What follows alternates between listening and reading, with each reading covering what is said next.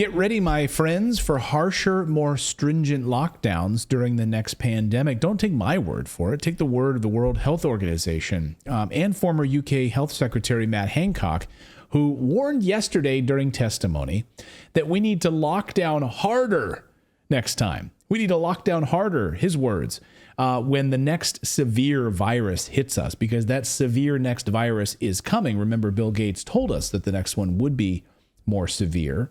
It's already in the works. Oh, it's coming.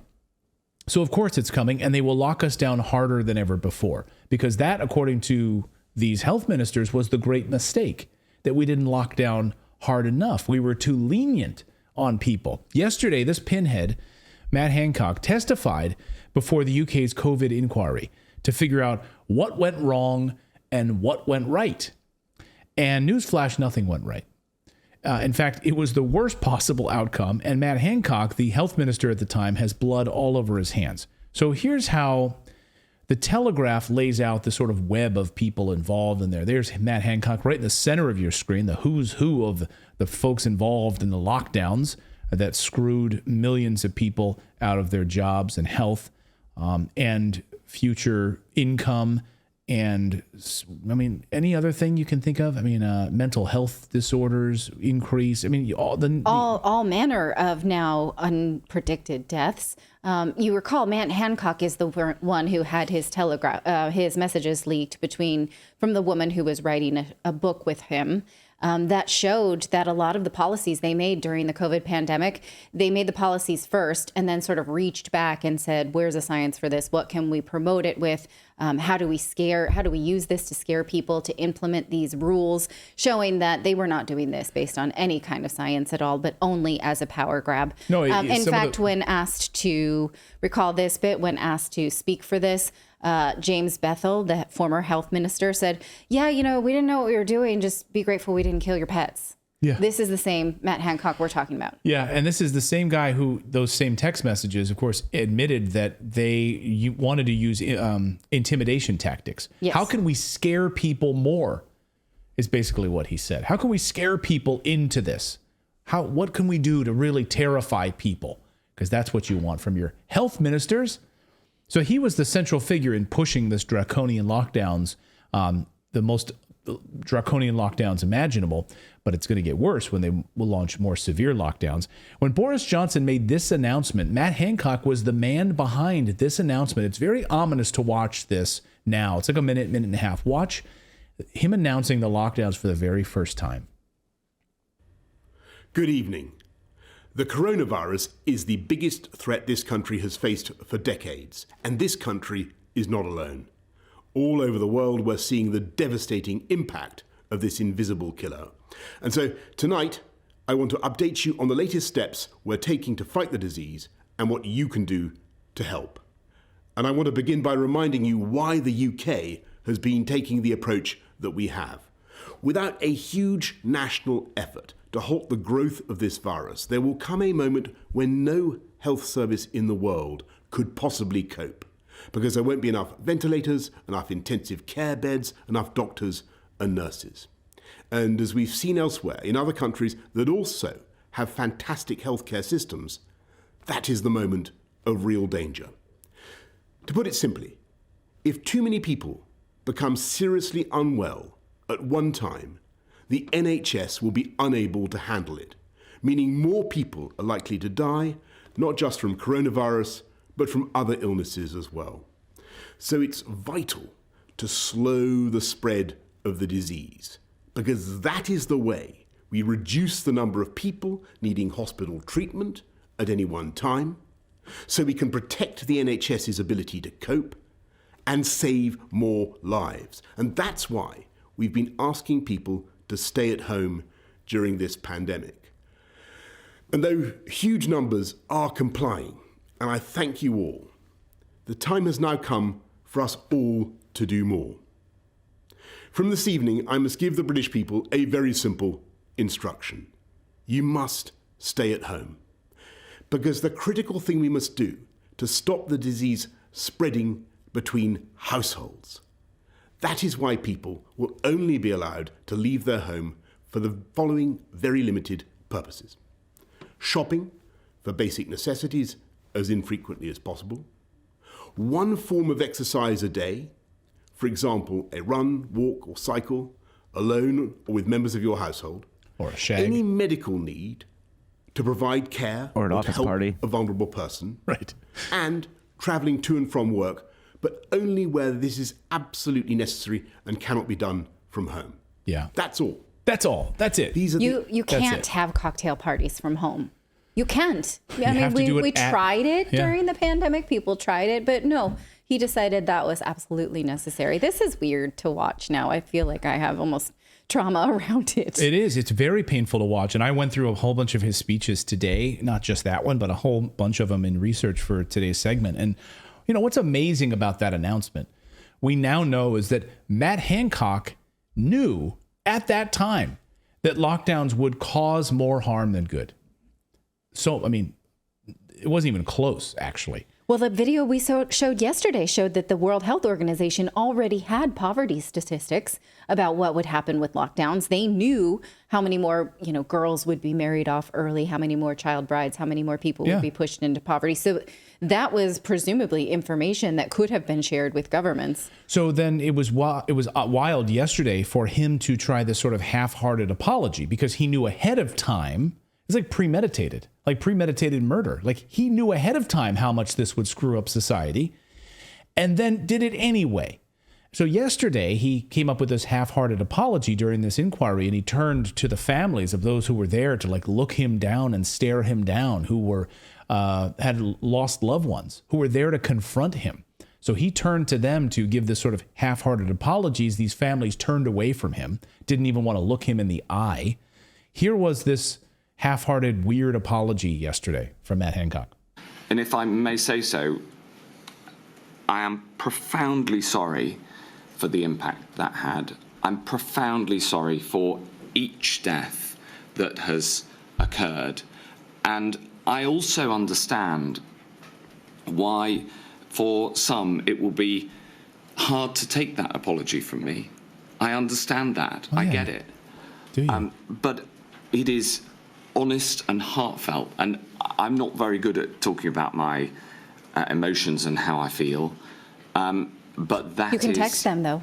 Yeah. honest and true, and all I can do is ensure that this inquiry gets to the bottom of it, and that for the future we learn the right lessons so that we stop a pandemic in its tracks much, much earlier, and that we have the systems in place ready to do that, because I'm worried that they're being dismantled as we speak. Oh, yeah. They're being taken apart. And what did we do to stop that pandemic ultimately? Oh, yeah, we lifted restrictions and Right. let it play its course. Right. And so now what you see in the UK, of course, is an explosion. And they had the data. What they saw in response to the lockdowns, just one anecdote, is an explosion of RSV cases. Why? Because, as they had later admitted, well, it didn't have its natural course to run through the population. Kids to be able to deal with it, families to be able to deal with it. No, you kept people away from one another so that when we reintroduced everyone, boom, you see this massive cancer bomb. You see an RSV explosion. All of these people who couldn't get access to cancer care at the time. Cancer bomb, as they're calling it. So he was pressed on lockdowns yesterday, and he doubled down. He thought he would say, well, we learned our lesson. No, in fact, he doubled down, saying we should have locked down earlier and harder. He said this without an ounce of evidence to support it, by the way. In fact, the evidence goes in the opposite direction, from soaring child mental health referrals to the cancer bomb of patients whose treatment was delayed alongside the struggling economy. So these people couldn't get cancer treatments because it wasn't deemed necessary to go and get a cancer screening or a cancer checkup. No, it's not necessary. So you got to stay home. And it turns out that the UK health ministers, including Hancock, knew this. The lockdown files report from The Telegraph, by the way, the only major media organization covering this story. So bravo to The Telegraph for actually doing the lockdown files. I don't agree with some of their other reporting, but bravo job on this. Revealed stunning details a few months ago in the lockdown files. Here's their cover story of the lockdown files. I encourage all of you to read it, where they have those 100,000 WhatsApp messages between Matt Hancock and the other ministers and officials at the height of the pandemic, looking through 2.3 million words and conversations about school closures, testing, face masks, all manner of it. And we now know that the ministers were warned that lockdowns were worse than COVID itself. They knew this. Here's the Telegraph headline: How ministers were warned lockdowns could be worse than COVID itself. Leaked messages reveal how leaders grappled with the impact of national shutdowns while trying to contain the virus. As the Telegraph reported, messages revealed they were fully aware of the devastating effects of the lockdowns. Quote, the ministers and officials behind lockdowns were well aware of the possibility and the reality of collateral damage being caused to millions of lives as they pushed ahead with the controversial policy, despite warnings that the cure would be worse than the disease. Why do they call it a disease, by the way? Is it a disease? It's a virus, right? Yes. WhatsApp conversations contained in the Telegraph's lockdown files shows that those running the country privately acknowledged the terrible price of lockdowns and twice then reimposed the national shutdowns, even as they discussed the damage they were causing to physical and mental health, children's prospects, and mental health. In fact, one such example of the devastating effects of the lockdown sadly involved this 17-year-old girl who in January of 2020, get this, she had to have a piece of her skull removed because of a brain hemorrhage. Okay, not exactly like she's having like Kardashian-style surgery to get like her breasts enlarged or something. She had to have a piece of her skull removed because of a brain hemorrhage. And then Matt Hancock and the UK go into full lockdown. And that means no, quote, elective surgeries. You can't have elective surgery. So this girl needs to have a piece of new skull built into her head. That's an elective surgery. Can't get that done. But Matt Hancock and the health minister say no to that elective surgery. Here's the email exchange, the text exchange. This is unbelievable. Steve, hey, this tragic local case of a 17-year-old girl not getting urgently needed surgery for a brain injury is becoming a national cause celeb. You know, I guess maybe the media has picked up on it. I have multiple Labor MPs in touch because, well, the family are well connected there.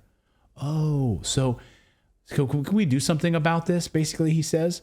So because this family is well connected with the Labor Party, that's why they're going to make some sort of an exception for her to get this like elective surgery to fix a piece of skull. I mean, I don't know what her head was looking like, but she's like walking around with her brain exposed, basically, like a temporary encasement on her head. It's not elective surgery. You know what I would like to know is how many breast removal surgeries happened during the COVID pandemic? Ooh, good question. How many bottom surgeries, as they call them, where you cut off balls and penises? By the way, Dr. Peter McCullough says never call it bottom surgery again. He says we should actually call it what it is, which is penis chopping. Is that? No, is that better? He called it like a massacre. What was this word he used yesterday? Not a massacre, but a ball removal. No, it was that. That's even nicer. Mutilation. That's the word I'm looking for. Mutilation. Yeah. Oh, okay. That if any surgeon actually does this, they should lose their license because you're literally mutilating another person. But I wonder how many actually got to go and do that, because wouldn't that be elective? I want to go and have my, stuff removed. Mm-hmm. I'm just curious. There's a lot of things that go along with that. Removing the Adam's apple or shaving the shoulders. Yeah. These are surgeries that happen a lot. I wonder if those were slowed down to the same rate. Let's look into it. So late in the summer of 2020, lockdown restrictions were eased. Remember that? The summer, like, okay, people can kind of go out and get some sun, but they were getting ready for more, to put more lockdowns in place.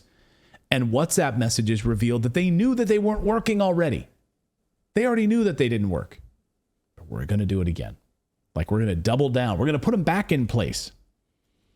In fact, making it worse on society. Here's a message from Cabinet Secretary Simon Case discussing the terrible cost of lockdowns in a WhatsApp group that included Boris Johnson, by the way, Mr. Hancock, and the chief medical and science advisor. They're all in this group together. And he says, Simon Case says, I think we have to be brutally honest with people. Full lockdowns optimize our society, economy for tackling the COVID R rate, which I would love to know, how did it optimize?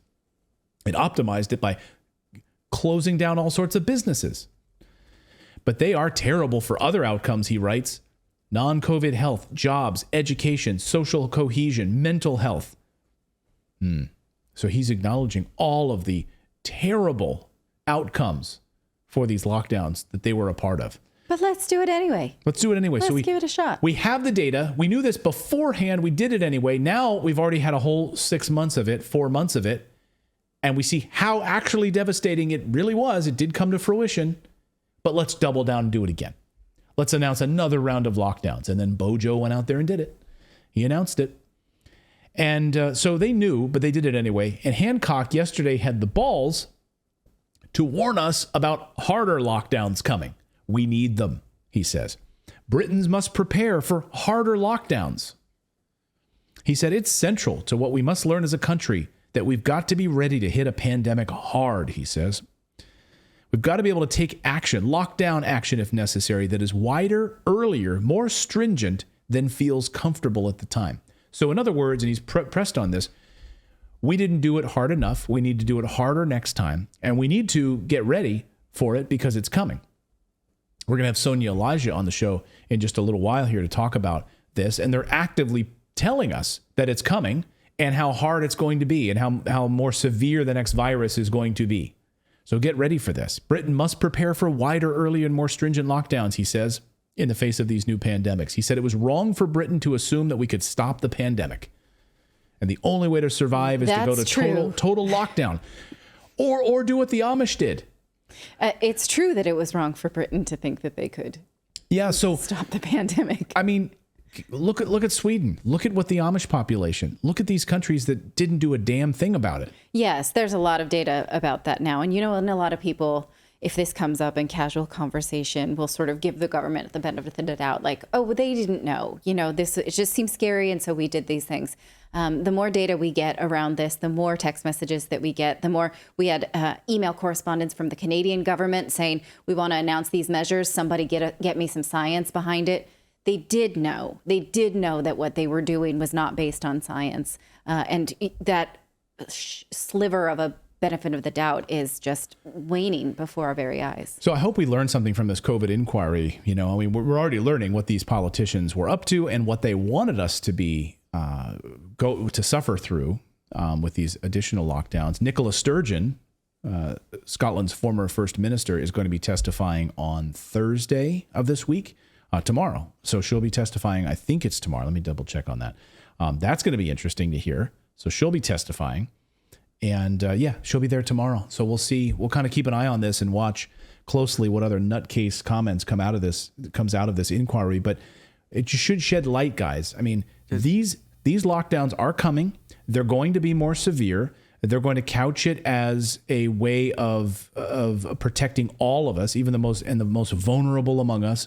And they're going to put in place a whole new level of restrictions that go far beyond anything we've experienced before. They're telling us this to our faces. Go ahead, Phil. And it will be interesting to see if the media turns on Nicola Sturgeon, because I know I use this expression a lot, but she was a media darling during the pandemic. Someone who was held up by the Western press as like, she's really taking a stand. This is real leadership. She's doing a great job.